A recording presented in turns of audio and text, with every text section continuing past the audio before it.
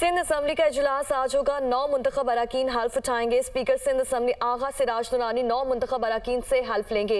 Peoples party के मुराद अली शाह वज़ीर आला सिंध के उम्मीदवार, अवैस कादिर शाह स्पीकर और अक़लियती रुकन एंथनी नवीद डिप्टी स्पीकर के उम्मीदवार हैं। आपको बताएं कि 168 के ऐवान में पीपल्स पार्टी 114 नशिस्तों के साथ सर फहरिस्त है। मखसूस नशिस्तें मिलने के बाद MQM अरकान की तादाद 36 हो गई।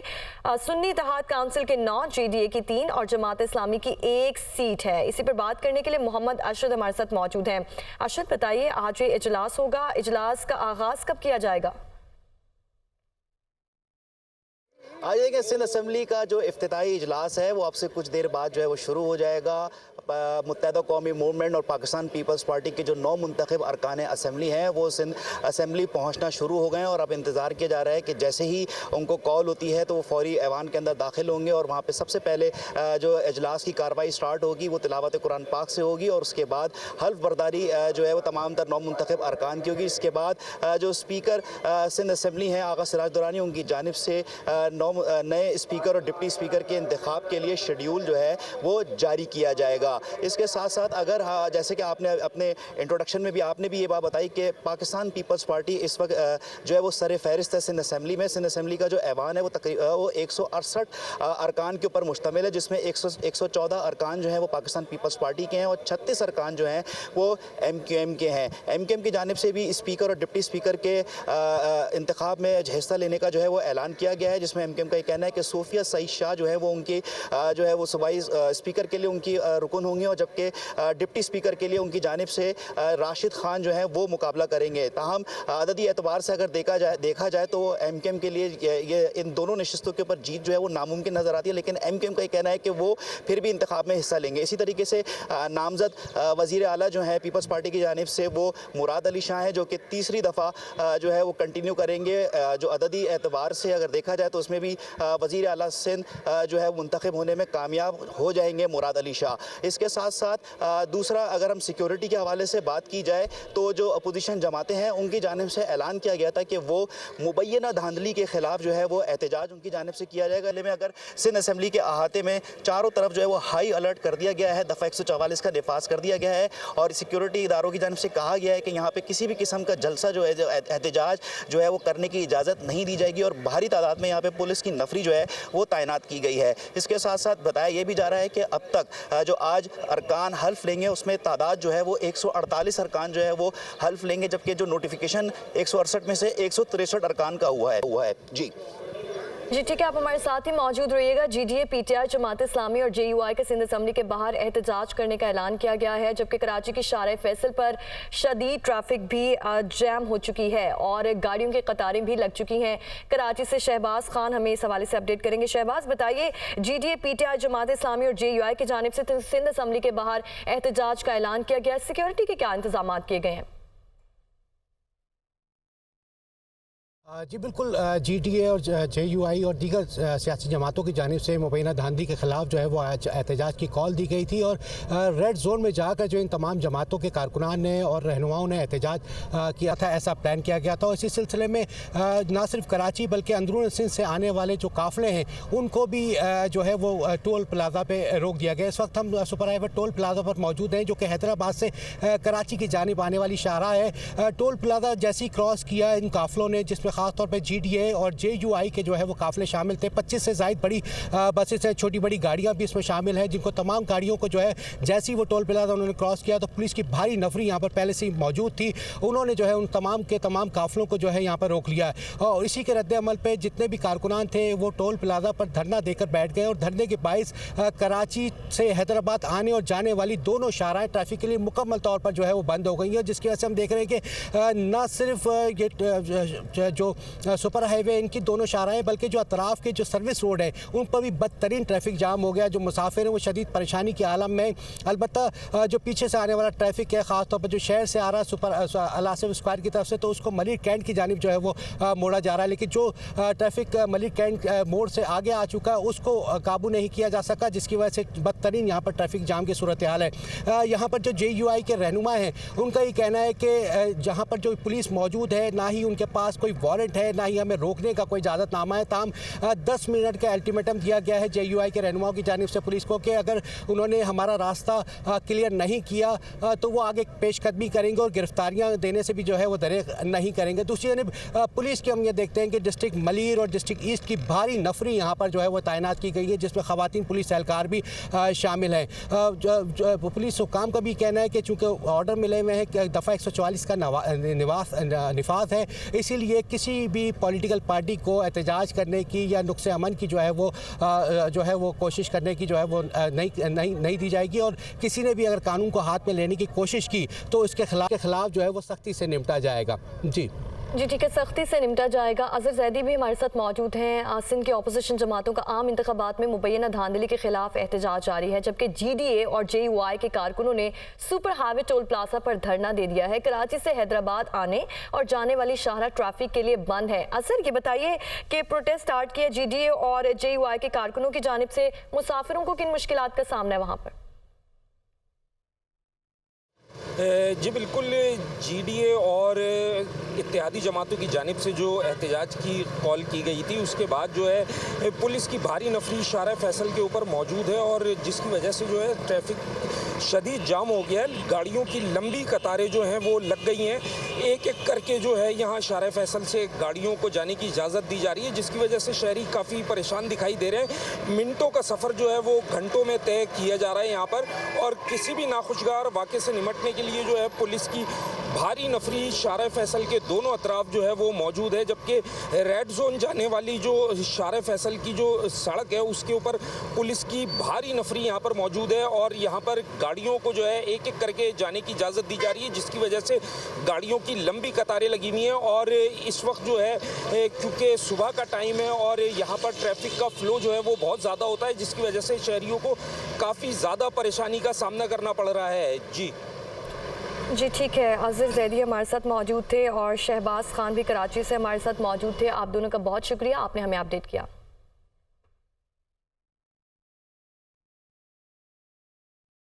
मुराद अली शाह तीसरी बार सूबा सिंध के वज़ीर आला के लिए नामजद। पाकिस्तान पीपल्स पार्टी की जानिब से सिंध की वजारत आला के लिए मुराद अली शाह का नाम फाइनल किया। मुराद अली शाह ने तीसरी मरतबा वजारत आला के लिए नामजदगी पर पार्टी क़यादत का शुक्रिया अदा किया। ये रिपोर्ट।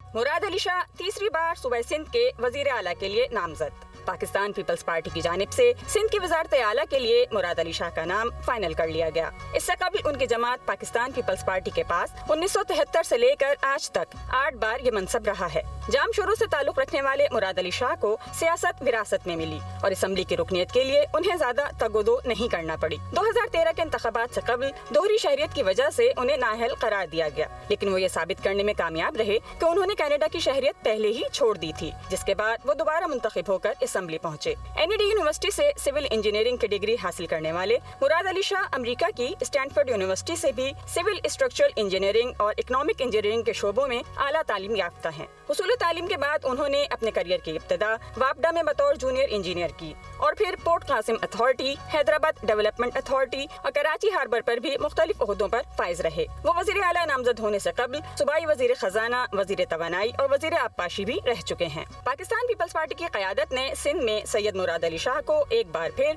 वजारत आला का मनसब सौंपने का फैसला कर लिया है। मुराद अली शाह ने तीसरी मरतबा वजारत आला के लिए नामजदगी पर पार्टी क़यादत का शुक्रिया अदा किया। वाज़ेह रहे कि 8 फरवरी को होने वाले आम इंतखाबात में पीपल्स पार्टी ने सिंध में अक्सरियती नशिस्तें हासिल की हैं और वो तने तनहा अपना वजीर आला लाने की पोजीशन में है। और पंजाब असम्बली में स्पीकर और डिप्टी स्पीकर का इंतखाब आज खुफिया रायशुमारी से होगा। नून लीग और सुन्नी इत्तेहाद काउंसिल के उम्मीदवारों ने कागजात नामजदगी जमा करवा दिए हैं। इसी पर बात करने के लिए लियाकत अंसारी हमारे साथ मौजूद हैं। लियाकत बताइए, और कौन कौन सी जमातों के उम्मीदवारों ने कागजात नामजदगी जमा करवाए हैं? आज बिल्कुल, आज स्पीकर और डिप्टी स्पीकर के इंतखाब को अमल में लाने के लिए 4 बजे पंजाब असम्बली का इजलास तलब किया गया है। स्पीकर सरदार सब्तैन खान इसकी सदारत करेंगे। स्पीकर के लिए मुस्लिम नून ने मलक अहमद खान और डिप्टी स्पीकर के लिए ज़हीर इकबाल चन्नड़ को उम्मीदवार नामजद किया है। कल सेक्रेटरी असम्बली ने स्क्रूटनी के बाद उनके कागजात दुरुस्त करार दिए थे और इसी तरह सुन्नी इत्तेहाद काउंसिल ने अहमद खान बच्चर को स्पीकर के लिए और मोइन रियाज कुरैशी को डिप्टी स्पीकर के लिए उम्मीदवार नामजद किया। उनके कागजात भी सेक्रेटरी असम्बली आमिर हबीब ने स्क्रूटनी के बाद दुरुस्त करार दिए। आज 4 बजे इजलास इजलास के बाद जो है वो वोटिंग होगी। सुन्नी इत्तेहाद कौंसिल ने आज के इजलास में भी इजलास के आगाज़ पर एहतजाज करने का फैसला किया है कि पहले उनकी मखसूस नशिस्तें जिनमें ख़वातीन और अक़लियत की 24 और 3 नशिस्तें हैं, इस तरह मजमूई तौर पर 27 नशिस्तें ऐसी हैं जिनका अभी फैसला होना बाकी है। तो तहरीक इंसाफ और सुन्नी इत्तेहाद कौंसिल का इत्तेहाद आज फिर ऐवान में ये मामला उठाएगा। लेकिन जो स्पीकर के उम्मीदवार अहमद खान बच्चर है, उनका कहना है कि किसी सूरत इंतखाब का बाइकआउट नहीं किया जाएगा, हम एहतजाजन हिस्सा लेंगे और हमने इंतखाबी अमल के हर प्रोसेस में जो है हर तरह के हरकत का इस जो है सामना किया, लेकिन किसी भी मरहले पे बाइकआउट नहीं किया। तो आज स्पीकर और डिप्टी स्पीकर के इंतखाब में भी सुन्नी इत्तेहाद कौंसिल के अरकान हिस्सा लेंगे। कुछ जो अगर पार्टी स्ट्रेंथ की बात की जाए तो जो मुस्लिम पीपल्स पार्टी। लियाकत, आपका बहुत शुक्रिया। अहम खबर शामिल करें। कौमी असम्बली में पार्टी पोजीशन में नून लीग सबसे बड़ी जमात बन गई। अरकान की तादाद 108 हो गई। नून लीग पीपल्स पार्टी मिलकर हुकूमत बनाए तो किसी और जमात की ज़रूरत नहीं है। इलेक्शन कमीशन के मुताबिक सुन्नी इत्तेहाद काउंसिल में अब तक 81 अरकान शामिल हुए। 9 आज़ाद अरकान मुस्लिम लीग नून में शामिल हुए। 8 आज़ाद अरकान ने अब तक कोई फैसला ही नहीं किया। ख़वातीन और अक़लियतों की नशिस्तों के हुसूल के बाद पीपल्स पार्टी के अरकान की तादाद 68 हो गई। MQM के अरकान की तादाद 22 तक पहुँच गई। मुस्लिम लीग काफ की 5 नशिस्तें, कौमी असम्बली में JUI की 8, इस्तेकाम पाकिस्तान पार्टी की 4 और BAP की 1 सीट। इत्तेहादियों की कौमी असम्बली में 208 नशिस्तें हैं।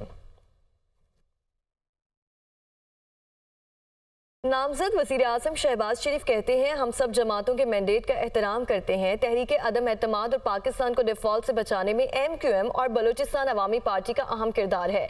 सबकी जिम्मेदारी है कि मिलकर मुल्क को मौशी खतरात से बचाएं। हसन रजा की रिपोर्ट। नामजद वज़ीर आज़म शहबाज शरीफ से MQM और BAP वफूद की अलग अलग मुलाकात। MQM वफ्द गवर्नर सिंध कामरान टिसौरी, मुस्तफ़ा कमाल और डॉक्टर फारूक सितार पर मुश्तमिल था। बलोचिस्तान अवामी पार्टी के वफ्द में पार्टी सदर doctor Khalid Hussain Magsi, chairman senate Sadiq Sanjrani और सेनेटर कहदा बाबर शामिल थे। मुलाकात में इसहाक डार, राना सनाउल्लाह, सरदार अय्याज सादिक और ख्वाजा साद रफीक, सेनेटर आजम नज़ीर तारड़, राना मशहूद, अताउल्लाह तारड़ और दीगर नो लीगी रहनुमा भी मौजूद थे। मुलाकात में मुल्क की सूरत हाल और सियासी ताउन के हवाले से उमूर पर तबादला ख्याल किया गया। शहबाज शरीफ ने MQM और BAP के मुस्बत जज्बे और ताउन को सराहा। नामजद वज़ीर आज़म का कहना था, हम सब जमातों के मैंडेट का एहतराम करते हैं। तहरीक अदम एतमाद और पाकिस्तान को डिफॉल्ट से बचाने में MQM और BAP का बड़ा अहम किरदार है। कायदीन ने इत्तफाक किया कि मौशी खतरात से निमटने के लिए सियासी इस्तेहकाम जरूरी है। कायदीन ने मुल्की मफादात को मद्देनजर रखते हुए सियासी इत्तेहाद और ताउन के साथ आगे बढ़ने पर भी इत्तफाक किया। MQM और BAP वफूद का कहना था कि शहबाज शरीफ 16 माह के दौरान तमाम इत्तेहादियों को बड़ी खुशस्लूबी से साथ लेकर चले। उम्मीद है आपकी क़यादत में पाकिस्तान और अवाम को मसाइल से निजात मिलेगी।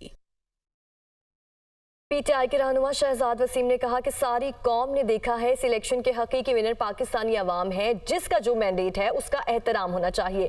पार्लियामेंटेरियन पर जिम्मेदारी है कि सबसे पहले इंतखाबी इस्लाहात के लिए इकट्ठे बैठे, सिस्टम को मजीद बेहतर बनाने के लिए किरदार अदा करना चाहिए।